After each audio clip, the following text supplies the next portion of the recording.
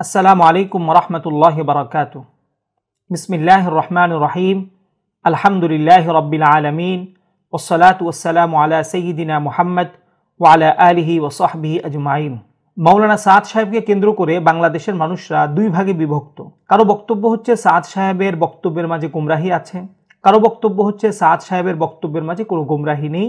তো আজকে আমরা মূলত একটি বিষয় নিয়ে আলোচনা করব, সেটা হচ্ছে হেদায়েত আল্লাহ তাআলার হাতে আছে কিনা। এই বিষয়ে সাদ সাহেব কি বলেছেন এবং এতাআতি ভাইরা কি বলেন এবং তাদের বক্তব্যগুলোকে আমরা ইসলামিক আকীদার আলোকে বিশ্লেষণ করব ইনশাআল্লাহ। চলুন আমরা শুরুতে মাওলানা সাদ সাহেবের বক্তব্যটি একটু শুনে আসি।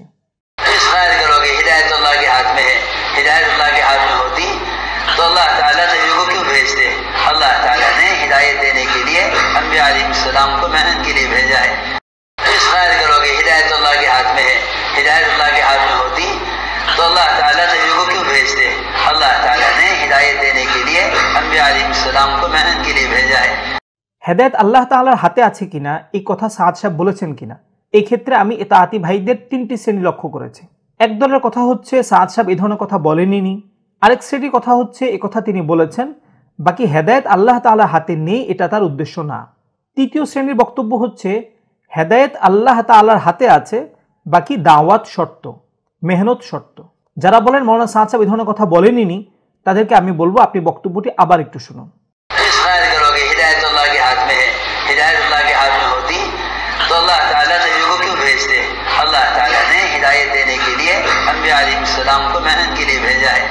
আশা করছি আমার সম্মানিত ভাই মনোযোগ দিয়ে শুনেছেন এবং আশা করি তিনি বুঝতে পেরেছেন সাদ সাহেব এখানে কি বলেছেন।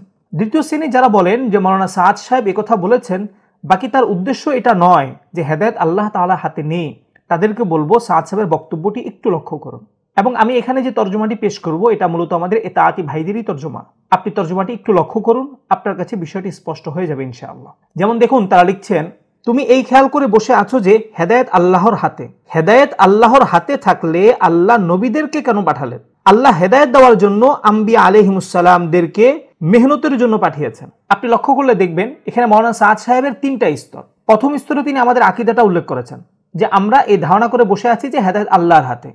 এরপর তিনি ইশকাল করছেন যে হেদায়েত যদি আল্লাহর হাতে থাকে তাহলে নবী পাঠালেন কেন, অর্থাৎ আমাদের ধারণাটা ঠিক না। এরপর তিনি নিজে সমাধান দিচ্ছেন নবীদেরকে পাঠানো হয়েছে মেহনতের জন্য। তার মানে স্পষ্টভাবে বোঝা যায় হেদায়েত আল্লাহর হাতে না, আমরা যে ধারণাটা করছি ধারণাটা ভুল। এই জন্য তিনি বলছেন হেদায়েত যদি আল্লাহ হাতেই থাকে তো নবী পাঠালেন কেন।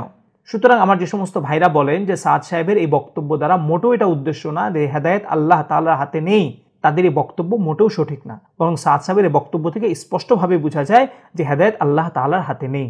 তৃতীয়তে আমাদের যে সমস্ত ভাইরা বলেন যে সাদ সাহেব কথা বলেছেন এবং হেদায়েত আল্লাহ তাআলার হাতে, বাকি মেহনত তাবলীগ শর্ত, এই বিষয়টা নিয়ে আজকে আমরা একটু আলোচনা করব। এবং দেখেছি এতাআতি ভাইদের অনেকেই এই ব্যাখ্যাটা পেশ করে থাকেন। দেখুন, কোনো একটা কিছুর সাথে শর্ত যুক্ত করে দেওয়া দ্বারা ব্যক্তির দুর্বলতা প্রকাশ পায়। যেমন ধরুন আমি বললাম কোনো ছাত্রকে তুমি বাড়িতে যেতে পারবে, শর্ত হচ্ছে তোমার বাবা মার অনুমতি লাগবে। এখান থেকে স্পষ্টভাবে বোঝা যায় যে ছাত্রটি এখানে দুর্বল, তার বাবা মা শর্ত পাওয়া গেলেই সে যেতে পারবে। এখন দেখুন, আপনি যদি বলেন যে আল্লাহ তাআলা হেদায়েত দেওয়ার জন্য শর্ত হচ্ছে দাওয়াত দিতে হবে, তাবলীগ করতে হবে, তাহলে বোঝা যায় যে আল্লাহ তাআলা তার সৃষ্টির মাঝে একক ক্ষমতার অধিকারী নয়। আল্লাহ তাআলা বান্দার দাওয়াতের মুহতাজ, বান্দার তাবলীগের মুহতাজ। এই কথা আল্লাহ তাআলার দুটি নামের সাথে সাংঘর্ষিক হয়ে যায়। আল্লাহ তাআলার একটি নাম হচ্ছে আল গানি, অর্থাৎ তিনি কোনো কিছুর মুখাপেক্ষী নয়, না সৃষ্টির ক্ষেত্রে না অবস্থানের ক্ষেত্রে, কোনো কিছুর ক্ষেত্রে আল্লাহ তাআলা কোনো কিছুর মুখাপেক্ষী নন। আরেকটি হচ্ছে মুরিদ, যেমন আল্লাহ তাআলা বলেছেন ফাআলুল লিমা ইউরিদ, আল্লাহ তাআলা যা চান তাই করেন। এখন আপনি যদি বলেন যে বান্দার হেদায়েতের জন্য দাওয়াত শর্ত, তাহলে তো বোঝা যায় যে আল্লাহ তাআলা বান্দার দাওয়াতের মুহতাজ। আল্লাহ তাআলা বান্দার দাওয়াত ছাড়া আল্লাহ তাআলা হেদায়েত দিতে পারেন না। নাউযুবিল্লাহি মিন যালিক। আল্লাহ তাআলা আমাদেরকে বুঝার তৌফিক দান করুন, আমিন। নবীজি সাল্লাল্লাহু আলাইহি ওয়াসাল্লামের হাজারো কাজের মধ্যে একটি কাজ হচ্ছে দাওয়াত। এবার আসুন আমরা দেখি স্বয়ং নবীকে প্রেরণের বিষয়ে ইসলামিক আকীদা কি বলে। হানাফি আকীদার প্রসিদ্ধ একজন ব্যক্তি ইমাম সাবুরি রাহমাতুল্লাহি আলাইহি আল কিফায়ার মাঝে লিখেন, ইন্নাল বা'সা ওয়াল ইরসালা মিনাল্লাহি মিন কাবিলিল মুমকিনাত ওয়া ক্বালা তাইফাতুম মিন আসহাবিনা ইন্নাহু ওয়াজিবুম মিনাল্লাহি বিমা'না আন্নাহা মিন মুক্তাদায়াতিল হিকমাতি।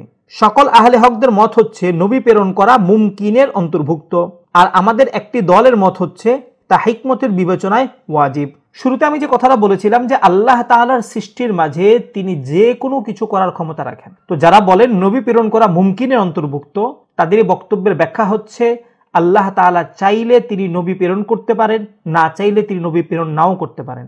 কোনো মানুষের পক্ষে, কোনো সৃষ্টির পক্ষে কোনো কিছু শর্ত আরোপ করা, এটা আল্লাহ তাআলার সত্তার মাঝে দুর্বলতা প্রকাশ পায়। এই জন্য তারা বলেছেন যে নবী প্রেরণ করা হচ্ছে মুমকিনাতের অন্তর্ভুক্ত, অর্থাৎ আল্লাহ তাআলা চাইলে প্রেরণ করতে পারেন, আবার না চাইলে তিনি প্রেরণ নাও করতে পারেন।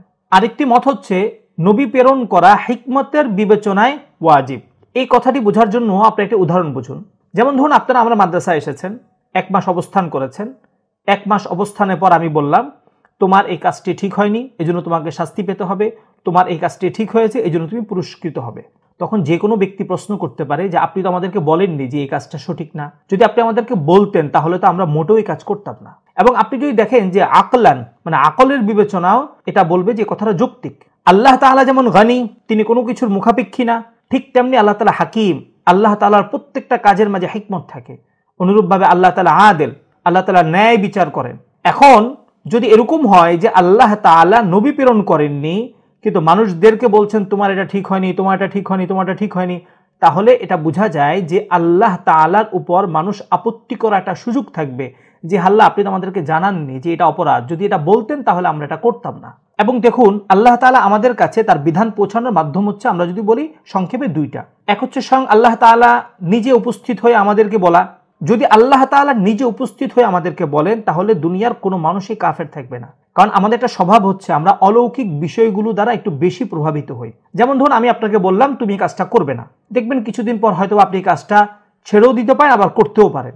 কিন্তু কোনো জিন যদি এসে আপনাকে বলে এই কাজ তুমি করবে না, যদি করো তাহলে খবর আছে, তাহলে কিন্তু আপনার মধ্যে এটা বেশি প্রভাব ফেলবে, আপনি কিন্তু এটা করবেন না। তো আল্লাহ তাআলা সত্তা আমাদের মতো না। আল্লাহ তাআলা যদি স্বয়ং নিজে এসে আমাদেরকে বলতেন যে এটা করো, এটা করো না, তাহলে দুনিয়ার কোনো মানুষই তার বিরোধিতা করতো না, সকল মানুষই জান্নাতে চলে যেত, তাহলে দুনিয়া আর পরীক্ষাগার থাকতো না। তো এই জন্য দুনিয়া যেহেতু পরীক্ষাগার, এজন্য উচিত হচ্ছে যে আল্লাহ তাআলা মানুষের মধ্য থেকে রসুল প্রেরণ করবেন এবং তার মাধ্যমে আল্লাহ তাআলা আদেশ নিষেধগুলো পৌঁছে দিবেন। এরপর যারা করবে তারা জান্নাতে যাবে, আর যারা করবে না তারা জাহান্নামে যাবে। এই বিষয়টা কিন্তু আপনি চিন্তা করলে দেখবেন যে বাস্তবতাটা এমনই। এবং দেখুন আল্লাহ তাআলা কোরআনের মাঝে এই বিষয়টি এভাবে উল্লেখ করছেন, রুসুলাম মুবাশশিরিন ওয়া মুনযিরিন লিআল্লা ইয়াকুনা লিন-নাসি আলাল্লাহি হুজ্জাতুন বা'দার রুসুল। আমি রসুলদের পাঠিয়েছি সুসংবাদদাতা ও সতর্ককারী রূপে, যাতে রসুলদের আগমনের পর আল্লাহর প্রতি মানুষের কোনো আপত্তির সুযোগ না থাকে। অর্থাৎ রসুল প্রেরণ করা হয়েছে, কোনটা হালাল কোনটা হারাম সেটা বলে দেওয়া হয়েছে। এরপর যদি কোনো মানুষ অপরাধ করে তাহলে কিন্তু তার এই কথা বলার সুযোগ নেই যে আমি শুনিনি। এই জন্যই আল্লাহ তাআলা নবীদেরকে প্রেরণ করেছেন সুসংবাদদাতা এবং সতর্ককারী রূপে। এই বান্দারা এটা যদি করো জান্নাতে যাবে, এটা যদি করো তাহলে জাহান্নামে যাবে। তো এই জন্যই মূলত আমাদের হানাফি আকীদার মধ্যে বলা হয় যে মানে হিকমতের দাবি হিসাবে নবী প্রেরণ করা হচ্ছে ওয়াজিব। এখন দেখুন যেখানে নবী প্রেরণ করাটাই আল্লাহ তাআলার জন্য আবশ্যক না, সেখানে নবীর হাজারো কাজের মাঝে একটি কাজ হচ্ছে দাওয়াত। সে দাওয়াত কিভাবে আল্লাহ তাআলার কোনো কর্মের জন্য শর্ত হয়? সুতরাং মাওলানা সাদ সাহেব যে সমস্ত অনুসারীরা এই কথা বলতে চান যে হেদায়েতের জন্য দাওয়াত তাবলীগ শর্ত, তারা বলার পূর্বে একটু চিন্তা করবেন, যেখানে নবী শর্ত না সেখানে নবীর একটা কর্ম কিভাবে শর্ত হয়। এবং দেখুন আমরা যদি দেখি আল্লাহ তাআলা সুস্পষ্টভাবে নবীর থেকে হেদায়েতকে নাকচ করে দিচ্ছে। যেমন আল্লাহ তাআলা বলেন, ইন্নাকা লা তাহদি মান আহবাবতা ওয়ালাকিন্নাল্লাহ ইয়াহদি মান ইয়াশা। আপনি যাকে ইচ্ছা হেদায়েত দিতে পারবেন না, কিন্তু আল্লাহ যাকে ইচ্ছা হেদায়েত দান করেন। অন্য আয়াতে তিনি বলেন, ফামান ইউরিদিল্লাহু আন ইয়াহদিয়াহু ইয়াশরাহ সাদরাহু লিল ইসলাম ওয়া মান ইউরিদ আন ইউদিল্লাহু ইয়াজআল সাদরাহু দায়িকান। যাকে আল্লাহ হেদায়েত দান করতে চান তিনি তার বক্ষকে ইসলামের জন্য উন্মুক্ত করে দেন, আর যাকে গোমরাহ করতে চান তার বক্ষকে অতিশয় সংকীর্ণ করে দেন। এমন বহু আয়াত আছে যে সমস্ত আয়াতগুলোর মাঝে আপনি দেখবেন যে আল্লাহ তাআলা স্বয়ং নবী থেকে হেদায়েতকে নাকচ করে দিচ্ছেন। সুতরাং আমার প্রশ্ন হচ্ছে, যেখানে নবী থেকে নাকচ করা হচ্ছে সেখানে নবীর একটা কর্ম হেদায়েতের জন্য কিভাবে শর্ত হয়? নাউযুবিল্লাহি মিন যালিক। দেখুন দুনিয়ার সকল মানুষের কাছে নবীরা দাওয়াত পৌঁছেছেন এই কথাকে সুনিশ্চিতভাবে বলা মুশকিল। বাকি আল্লাহ তাআলার পরিচয় লাভের জন্য আল্লাহ তাআলা মানুষকে আকল দিয়েছেন এবং আল্লাহ তাআলা কোরআনের মাঝে বিভিন্ন সময় তিনি বান্দাদেরকে চিন্তার জন্য উদ্বুদ্ধ করেছেন। অর্থাৎ কোন একজন ব্যক্তির কাছে যদি নবীর দাওয়াত নাও পৌঁছে, সে যদি তার আকল অনুযায়ী আল্লাহ তাআলার পরিচয় লাভ করে, আমাদের হানাফি আকীদা অনুযায়ী সে পরকালে নাজাতের জন্য যথেষ্ট। এবং আমরা যদি দেখি কোরআনের মাঝে আল্লাহ তাআলা বিভিন্ন আয়াতে আমাদেরকে এদিকে নির্দেশনা দিচ্ছেন। যেমন আল্লাহ তাআলা বলেন, সানুরিহিম আয়াতিনা ফিল আফাকি ওয়া ফি আনফুসিহিম, আমি অবশ্যই পৃথিবীর দিক দিগন্তে বহু নিদর্শন তাদেরকে দেখাতে পারবো এবং তাদের মাঝেও বহু নিদর্শন আছে। অর্থাৎ আল্লাহ তাআলার পরিচয় পাওয়ার জন্য যতটুকু প্রয়োজন ততটুকু আল্লাহ তাআলা একজন ব্যক্তির মাঝেই দিয়ে দিয়েছেন। সে যদি তার আকল নিয়ে চিন্তা করে, সে যদি তার অবস্থান নিয়ে চিন্তা করে, সে যদি বিশ্বজগৎ নিয়ে চিন্তা করে, তাহলে সে আল্লাহ তাআলা আছেন এবং এই বিশ্বজগৎকে একজন পরিচালনা করছেন এই বিষয়ে স্বীকার করতে সে বাধ্য। হেদায়েত যে সম্পূর্ণ আল্লাহ তাআলার নিকট এবং এখানে যে বান্দার কোনো কর্ম বা বান্দার কোনো প্রভাব নেই, এই জিনিসটি বোঝানোর জন্য আমি দুটি উদাহরণ দিচ্ছি। হযরত নূহ আলাইহিস সালামকে আল্লাহ তাআলা দীর্ঘ হায়াত দান করেছেন এবং দীর্ঘ সময় যাবৎ তিনি দাওয়াত দিয়েছেন, অথচ তার নিজ সন্তান তার প্রতি ঈমান আনেনি। নবীজি সাল্লাল্লাহু আলাইহি ওয়াসাল্লামের আপন চাচা আবু তালেব কুফরি হালত ইন্তেকাল করেছেন। নবীজি সাল্লাল্লাহু আলাইহি ওয়াসাল্লাম নিজে তার কাছে দাওয়াত নিয়ে গিয়েছেন, কিন্তু তিনি কবুল করেননি। এখন আমি আমার ইতাআতি ভাইদের নিকট প্রশ্ন করতে চাই, হযরত নূহ আলাইহিস সালাম এবং নবীজি সাল্লাল্লাহু আলাইহি ওয়াসাল্লামের দাওয়াতের মাঝে কোনো কমতি ছিল কিনা?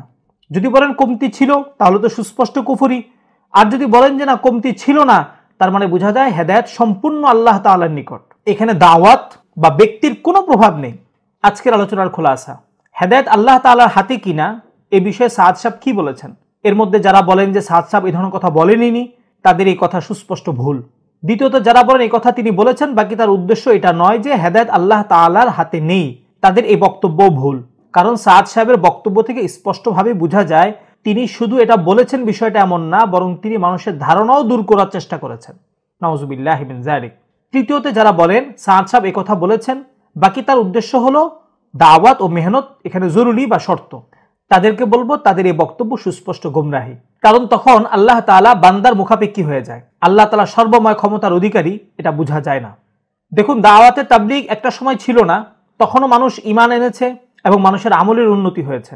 একটা সময় যদি না থাকে, তখনও মানুষ ঈমান গ্রহণ করবে এবং তাদের আমলের উন্নতি হবে। কার মাধ্যমে হবে এবং কে হেদায়েত দিয়েছেন? আল্লাহ তাআলা যেমন আগে হেদায়েত দিয়েছেন, এখনো তিনি হেদায়েত দিচ্ছেন, ভবিষ্যতে তিনিই একমাত্র স্রষ্টা যিনি মানুষদেরকে হেদায়েত দিবেন। দেখুন, দাওয়াতে তাবলীগ খুব গুরুত্বপূর্ণ একটি কাজ এবং এটা নবীওয়ালা কাজ। সাদ সাহেবের গোমরাহিটা হচ্ছে যে তিনি এইটাকে একমাত্র কাজ মনে করেন এবং এটার গুরুত্ব বুঝাতে গিয়ে তিনি অনেক সময় নবীদের উপর আপত্তি করে বসেন এবং বিভিন্ন বক্তব্যকে তিনি তাহরিফ করে ফেলেন। আল্লাহ তাআলা মাওলানা সাদ সাহেবকে বুঝার তৌফিক দান করুন, আমিন। সর্বশেষ আমি আমার সাদপন্থী ভাইদের বলবো, মাওলানা সাদ সাহেবের অনুসরণ করতে আপনার মন চায় আপনি করুন, বাকি একজন মুসলিম হিসাবে আপনাকে বলবো যে সাদ সাহেবের গোমরাহি বা ভুলগুলোর অনুসরণ করবেন না। আপনি মনে রাখবেন, জান্নাতে যেতে হলে আপনার পরিচয় হতে হবে মুসলিম। আপনি কি সাদপন্থী ছিলেন না অন্য কোনো পন্থী ছিলেন, এই পরিচয় দ্বারা আপনি জান্নাতে প্রবেশ করতে পারবেন না। সুতরাং ব্যক্তি হিসাবে যে কোনো মানুষের ভুল হতে পারে, আমারও হতে পারে, যে কোনো মানুষের হতে পারে। ব্যক্তির ভুলকে ভুলের জায়গায় রাখুন এবং যত সম্ভব সেটাকে সংশোধনের চেষ্টা করুন। আপনার পছন্দের মানুষ, সেজন্য তার কোনো ভুলকে আপনি সঠিক বলে ফেলবেন, তার কোনো বিকৃতিকে আপনি সঠিক বলে ফেলবেন, তার কোনো মূর্খতাকে আপনি সঠিক বলে ফেলবেন, এটা মোটেও উচিত না এবং এটা আহলুস সুন্নাতি ওয়াল জামাতের মানহাজ না। এই জন্য ইতাআতি ভাইদেরকে বলবো, সাদ সাহেবের গুমরাহিগুলো থেকে আপনারা বেঁচে থাকার চেষ্টা করুন। আল্লাহ তাআলা আপনাদেরকে বুঝার তৌফিক দান করুন, আমিন। আজকের আলোচনাটি সম্পর্কে আমাদের কারো কোনো যদি আপত্তি থাকে আমরা কমেন্টে জানাবো, ইনশাআল্লাহ আমরা দলিল ভিত্তিক জবাব দেওয়ার চেষ্টা করব। দ্বিতীয়ত আমরা আলোচনাটি শেয়ার করে দেব, কারণ আমাদের অনেক ভাই আছেন যারা সাদ সাহেবকে না বুঝেই গোমরা বলেন, আবার কেউ আছেন যে তাকে গোমরা বলছেন না, বাকি আসলে তিনি গোমরাহি কাজ করেছেন। সকলের কাছে যেন বার্তাটি পৌঁছে যায় এবং প্রত্যেক ব্যক্তি যেন ইনসাফের মাধ্যমে একটা সিদ্ধান্ত নিতে পারে যে সাদ সাহেবের বক্তব্য কি আসলেই ঠিক না সেটা আসলেই গুমরাহি। আল্লাহ তাআলা আমাদের সকলকে তৌফিক দান করুন, আমিন। ওয়া আখিরু দাওয়ানা আনিল হামদুলিল্লাহি রাব্বিল আলামিন। আসসালামু আলাইকুম ওয়া রাহমাতুল্লাহি ওয়া বারাকাতুহু।